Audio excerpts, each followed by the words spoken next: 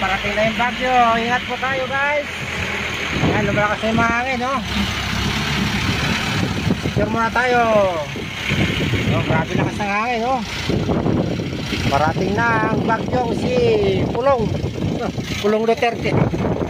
Ayan, matindi yan. Yung Alex yan, yan, Davao yan. Paring Pulong Duterte. Ano brother, may na yung ano natin, no?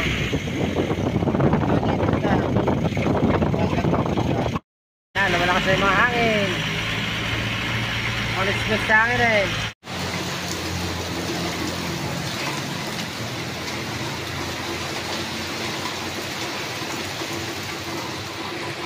Date Madela.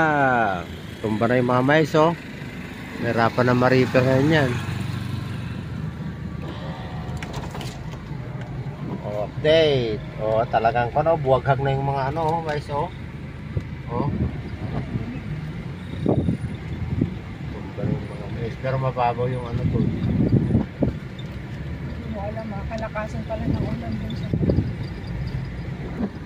Yan, tumbaan yung mga mais. Nahirapan na naman yung mag-harvest yan. Imbis na ma-refer yan, mano-mano na. Yan, oh. Oh, tumbaan mga mais, oh. Oh, ang daming natumbang mga mais. Buti na lang walang tubig. At least makasurvive pa mga yan. Hindi tutubo. Weather forecast for tomorrow.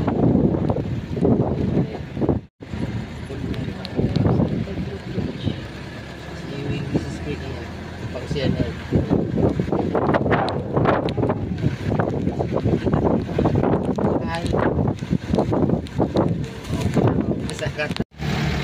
Ay, nabali yung star apple. Kaya tumba lang. Doon sa tao, natanggal namin yung tolda ng ano, pick up nila.